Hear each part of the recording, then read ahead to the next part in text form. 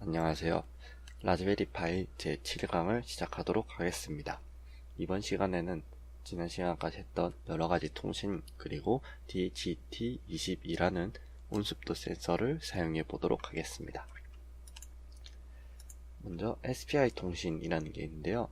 많이 사용하는 우리가 쓰는 UART 통신이나 R2C 통신만큼 많이 사용하는 그런 통신 중 하나입니다. 주로 아두이노나 라즈베리 파이에서도 기본적으로 지원하고 있기 때문에 많이 사용되고 있고요. 일단 SPI는 Serial Peripheral Interface의 약자입니다. 이제 번역하자면 직렬 주변기기 인터페이스인데요. 시리얼 직렬, 페리퍼럴에서 주변 기기들과 연결한다는 그런 의미의 통신입니다. 특이한 사항으로는 이제 동기식이라는 방식으로 통신을 하고요. 또 입력과 출력이 한 번에 가능합니다. 이 말이 무엇이냐면 우리가 이전 시간에 봤던 I2C 같은 경우는 먼저 데이터 요청할 걸 보내고 이제 그 센서에서 다시 응답해주는 그런 식으로 입출력이 한 번에 되지 않았습니다. 물론 UART 통신 같은 경우는 TX, RX가 따로 있어가지고 한 번에 주고받고가 가능하긴 하지만은 아무래도 SPI보다는 살짝 가능성이 확장성 같은 면에서 떨어지는 게 사실입니다. SPI 통신을 자세히 한번 보자면 크게 4개의 핀을 사용합니다. SCK라는 부분이 있고 이제 SS, 다음 MISO, MOSI 라는 핀을 사용합니다. 라즈베리 파이에서 핀을 먼저 보자면 여기에 부르는 이름들이 조금씩 차이는 나는데요. SCLK, CLK 그런 거랑 똑같은 의미입니다. 클럭에 관해서 관여하는 부분이고요. MISO는 마스터 인풋 슬레이브 아웃풋이라고 해서 이제 마스터가 라즈베리 파이가 되겠죠. 그 라즈베리 파이가 입력을 받는 핀을 의미합니다. MOSI는 이제 마스터 아웃풋 슬레이브 인풋이라고 해가지고 마스터에선 출력, 슬레이브에 입력이 되는 그런 부분에 해당한다고 보시면 됩니다. 또 SS라고도 부르고 C라고도 부르는 그런 핀인데 이거는 이제 슬레이브 셀렉트 SS가 그 의미이고요.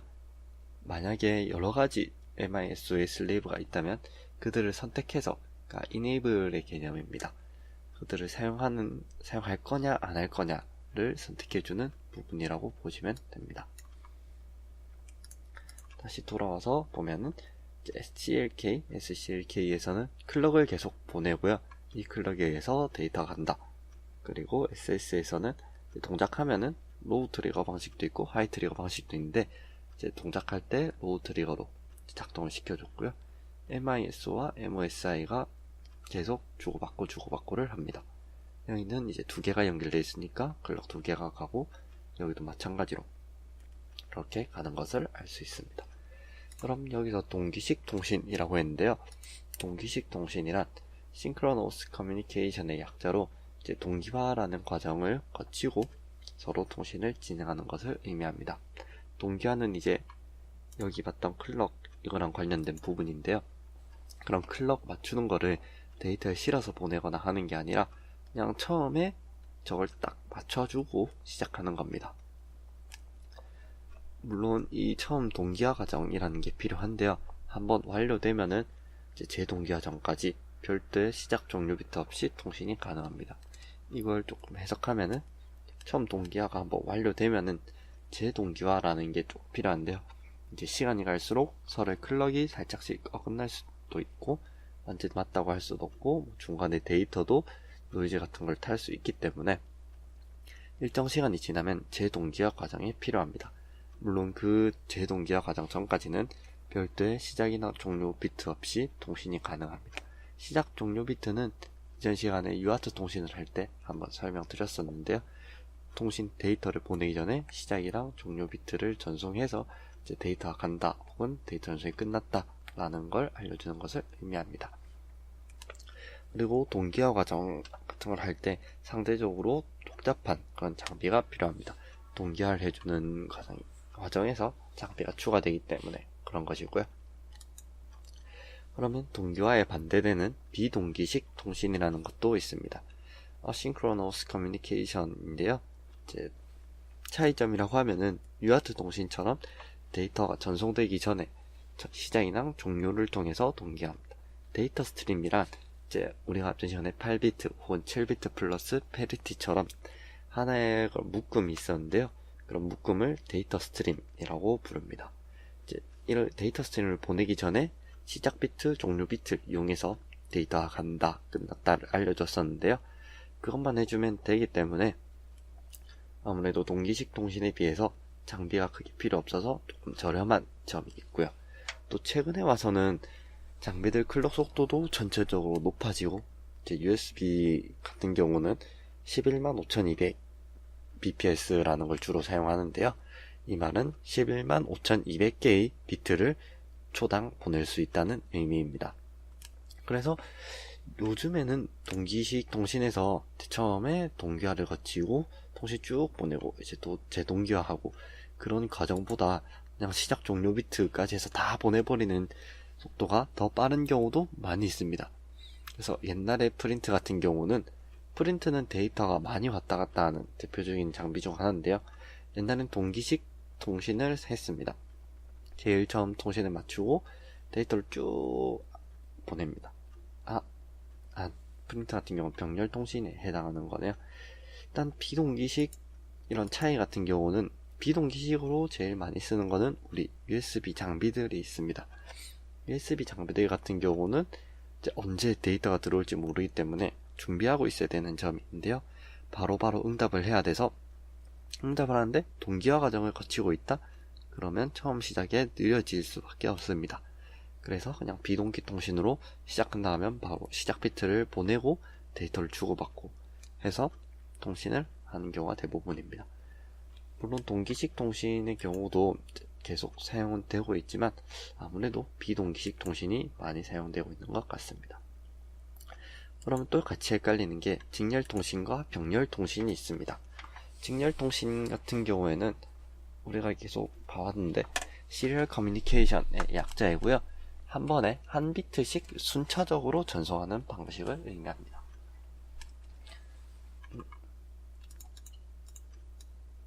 동기화 같은 경우는 아까 동기식에 해당하는 것이고요. 그래서 한 번에 한 비트씩 쭉쭉 보내는 방식인데, 뭐 I2C나 UART, USB도 마찬가지로 한 번에 한 비트씩 보내고 있습니다. 그러니까 USB 같은 경우는 비동기식 직렬 통신이라고 보시면 될 것 같습니다. 물론 USB 장비들 따라서 다른 경우도 있긴 합니다만은, 일단 그래서 직렬 통신은 UART, I2C 등등이 있습니다. 한 번에 데이터가 오가는 길이 하나밖에 없고 여러 개를 보내기는 이제 불가능한 그런 것에 의미합니다. 또 병렬 통신 같은 경우는 패러렐 커뮤니케이션이라고 하는데요. 한 번에 여러 비트를 전송할 수 있는 방식입니다. 예를 들어서 길이 여러 개 쭉 있습니다. 그래서 그 길에다가 한 번에 데이터를 1부터 8번까지 한 번에 쭉쭉 보내는 것입니다. 그러면 아무래도 직렬 통신에 비해서 속도가 훨씬 배수로 빨라질 수 있습니다. 물론 처음에 이 핀들을 맞추고 가는 과정이 있지만은 또 조금 직렬보다는 좀 더 빠른 것이 사실입니다. 다만 이 차이점은 병렬 통신 같은 경우는 전송거리가 짧다는 그런 점이 있는데요. 직렬은 전송거리가 상대적으로 깁니다.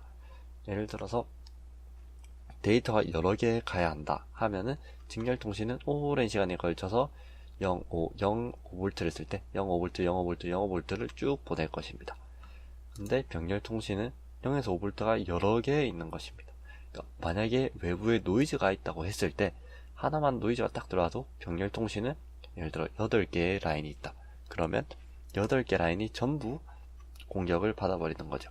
그러니까 상대적으로 직렬 통신에 비해서 노이즈에 취약하기 때문에 전송거리가 짧을 수밖에 없습니다. 하지만 직렬 통신은 한 번에 하나밖에 못 보내기 때문에 데이터를 엄청나게 많이 보내야 되는 경우, 예를 들어 PCI 익스프레스 같은 경우는 이제 우리 컴퓨터에 그래픽 카드를 꽂는 그런 슬롯인데요. 이런 속도가 빠른 통신을 하려면 병렬 통신이 필수적일 수밖에 없는 그런 상황이 있습니다. 이렇게 해서 구분하는 동기식, 비동기식 직렬, 병렬 이런 방식으로 통신들을 구분을 할 수 있다는 것을 알려드렸습니다.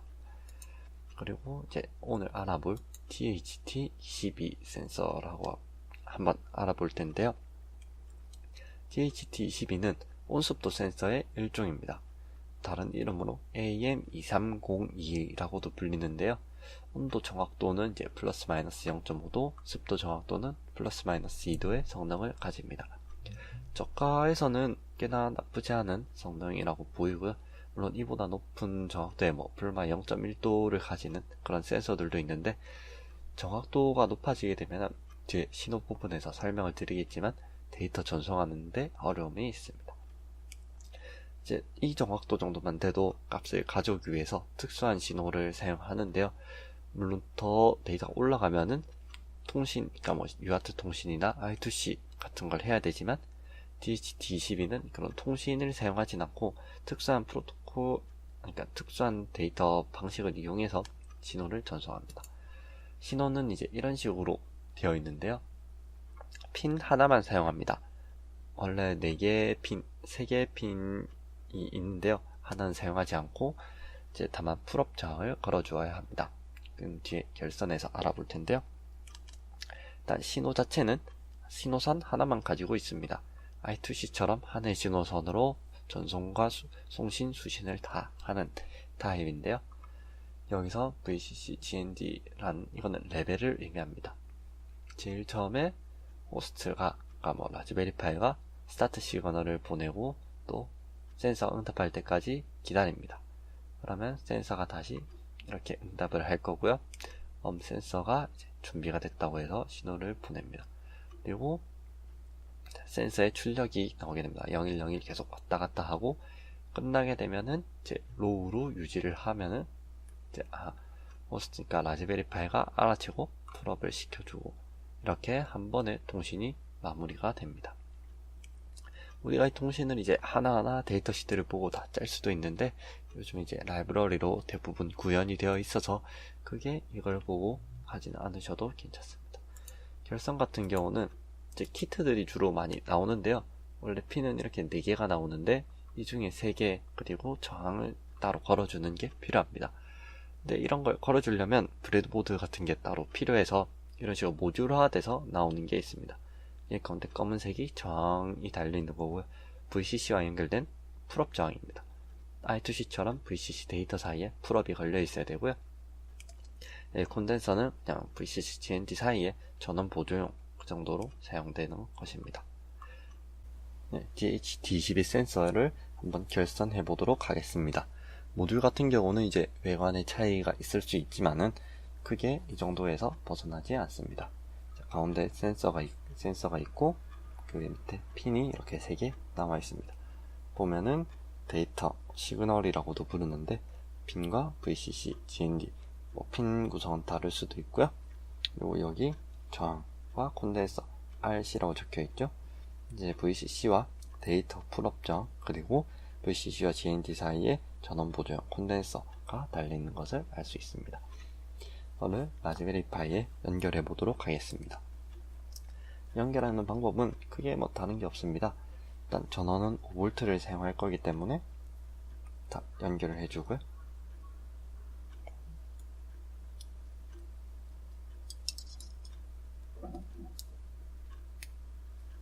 파란색을 GND에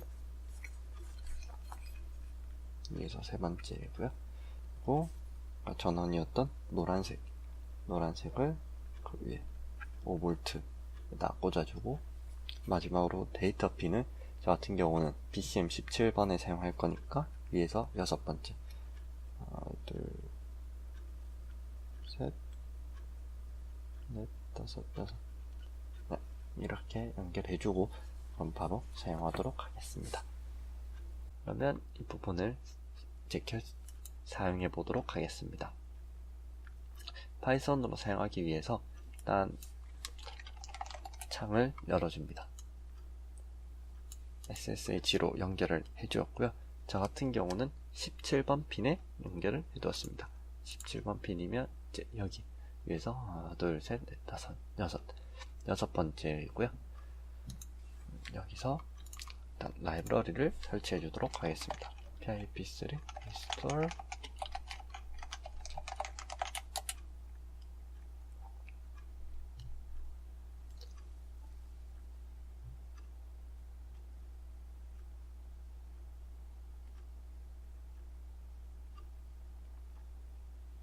네, 이렇게 해서 전 이제 설치를 완료해 주었고요. 사용하는 방식은 이제 라이브러리를 직접 가져와서 사용하는 방법도 있는데, 마찬가지로 예제를 가져오도록 하겠습니다. 쭉 복사해서 클론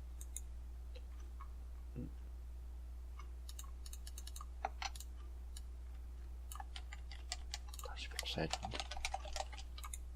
네, 이렇게 해주면 해당 레포지토리에서 파일을 가져옵니다. 그러면 여기 에다플롯으로 시작하는 게 있는데요. 여기 들어가서 example로 들어가 줍니다. 그러면 에다플롯 DHT라는 부분이 있는데요. 이거를 실행시켜 줍니다. 그러면 이제 사용하는 방법에 대해서 설명을 해줍니다. 이제 뭐 AM230을 읽으려면 다음 230이 그리고 연결된 핀 번호를 입력하라 라고 나와 있는데요. 여기서 사용하는 핀 번호 같은 경우는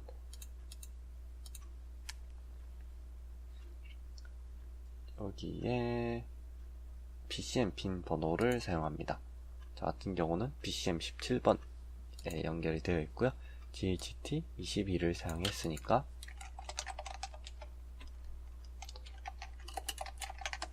다음 22 그리고 17번 해주면 이렇게 온도값과 습도값이 나오게 됩니다. 근데 AM230이랑 22가 사용하는 방식이 같기 때문에 여기서 230이라고 해줘도 살짝 오차는 있을 수 있는데 큰 차이 없이 사용이 가능합니다. 이게 어떤 식으로 구성되어 있는지 코드를 한번 보도록 하겠습니다. 코드에서는 이제 라이브러리를 가져왔고요. 가져온 거에서 11, 22, 2302로 어떤 센서를 쓰는지 확인을 해줍니다. 그래서 만약에 들어온 게 있으면은 그대로 센서랑 핀에 변수로 넣어주고요. 들어온 게 없으면 이제 이렇게 아까 우리가 봤던 그런 사용 방법을 알려줍니다. 여기서 센서와 핀 번호 어떤 건지 해서 값을 읽고 습도와 온도 값을 읽어드립니다. 읽어드린 값을 이제 그러니까 만약 통신에 실패했을 경우엔 넌을 반환하게 되는데요. 둘 다 넌이 아니면 이런 식으로 출력을 해줍니다. 그리고 만약에 이걸 우리는 섭씨로 보고 있는데요. 화씨로 바꾸고 싶으면 위 공식을 이용해서 변경을 해주면 됩니다. 네, 그러면 이것으로 DHT22 사용하는 방법과 여러가지 통신들에 대해서 알아보았습니다. 감사합니다.